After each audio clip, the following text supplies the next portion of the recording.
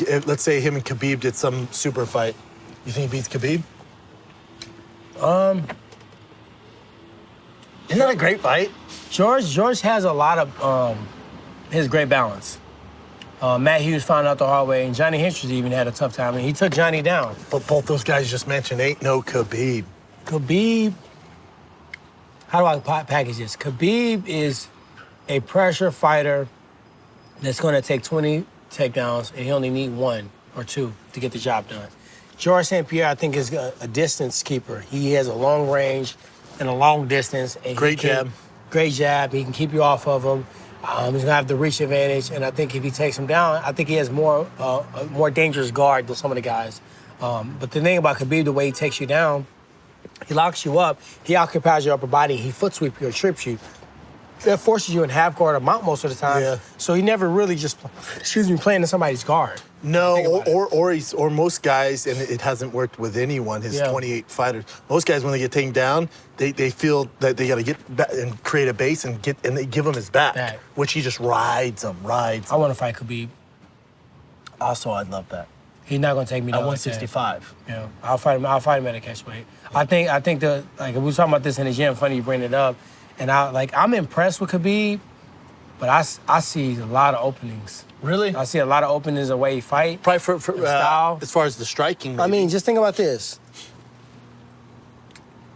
Me and you are fighting in a fight, right? Okay. Your number one thing is you got a great jab, and you got a great low kick, right? You jab me, I make you hit me in the forehead. You break your left hand. You throw your right kick, I check and you break your leg. Take away both. What are you gonna do? His whole game is revolved on him having to be able to take you down. He's a but he's the ultimate specialist. He's like your boy Askren. Like, they're such specialists. He's special at getting to that. By all means necessary, he will get you to the ground. His striking is revolved around, his clinch is revolved around. Everything he does is revolved around getting you to the ground. Correct. What happens when he can't get you to the ground? Who has he not gotten to the ground, though? I mean, I think I got the highest takedown defense in the history of the sport. Oh, you're saying if you and him were... If he fought me, he's not going to be taking me down with the shit he did to Dustin Poirier. Yeah, he'd be... those other people. He'll have a hard time. It's going to be interesting when he's to your point, if he can't take you down and he's forced to engage... And forced to stand there, or he takes you down and it's... That's the only way you're going to beat him. But that's the only way you got to punish him. It's like this. If I reach over and grab something out of your fucking plate, and you don't slap my hand, there's nothing that's going to stop me from reaching back over again. Yeah. So if he's taking a shot and people are so happy, oh, he didn't get that one. Motherfucker, he coming 10 times after that. That's what he doesn't care. But if he shoot and you stuff his takedown and you grab his neck and you punch him behind the armpit, punch him in the face, punch him in the body, he get up, you push him around, pull, take his ass down. Like, you got to pressure him. Yeah. You got to pressure him with low stands, low-level strikes. You got to be ready to knee. You can't knee him with your rear knee. I'm not going to give him my whole game plan, but there's ways you can fight him and beat him. There's people that have had moments.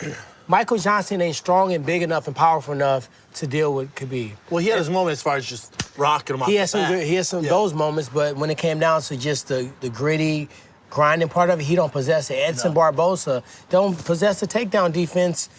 And he broke. I mean, he took the beating from hell. Ferguson might. Ferguson embraces this. Ferguson... To quote your boy, DC. Ferguson has, in my opinion, one of the best chances to do well against him because he's so fucking offensive from his back. Yes. It may not be a bad idea to get taken down by Khabib. You got to embrace the takedown. Yeah. I mean, you got to brace it early. You don't want him all sweaty. No.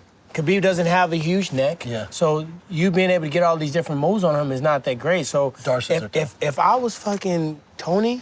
walk Khabib down. Which is what try to Tony's fuck him up. That's what and if Khabib takes you down, embrace it. Go grind his ass out. Don't try to get him back up. Don't give him your back. Which him versus Tony's. And then I think unorthodox gives Khabib problem. Yes. And then the thing that I see about Khabib is that, and granted, I know I'm sounding like Khabib's a fucking savage. Yeah, so here's the thing. People think because we're discussing Khabib like this, if you just talk about how great Khabib is and how he's winning, the reason why I discuss Khabib and how to beat him is because it's a Rubik's Cube no one has figured out, and that's what I'm definitely a fan. I don't hate it. Khabib's one of my favorite fighters. I think he's to me, the best 155er on the planet. I think him and Tony fighting will just determine that. So the reason why I always talk about how is someone going to beat Khabib, because no one's done it. Yeah. Not even close. And it's easy for me to sit here and say that. 100% until you get in. But how do you train with somebody that can produce the type of pressure that Khabib does, and also they can think like Khabib? Because Khabib may go for a body lock, go to foot sweep, maybe go to this. They don't know his second or third attack like Khabib knows. Yeah, his chain So wrestling. even if they come and do what they saw in the octagon, he may only be on level 1 because nobody can stop it. Well, you he look may at have the- a second or third level that we don't know about. How can your training partners mimic that? They can't. They Well, can't. you look at your boy Poirier in that fight in Abu Dhabi. You know, when he gets taken down in the second round, you see him look at the corner. You see him look at the corner, just like, look- and they're looking you got at him like, anything? nigga, They're like, okay, yeah. he's like, anyone got anything? Because what we trained for the past 12 weeks, that shit ain't working. Yeah. He literally looked at him and was just like, what are we, anyone? And the coach was like, get up. I don't know. Yeah. Like, we don't know, man. You can't train for it. And that's why I like my squad, man. I got to credit my team. You know, Dean Thomas, Duke Rufus, Eric love Brown, Ben Askren. They all, minds are so beautiful but so different. And they can do this. Most striking coaches and most MMA coaches have a huge ego, and they can't work together. Correct. I brought Raymond Daniels in the camp. I've had Sage Northcutt in camp. I've had different coaches in the camp. Eric has flown in from Wildcard here, flown to Milwaukee. Dean does the same thing. So their goal is for me to be the best and give me the best opportunity.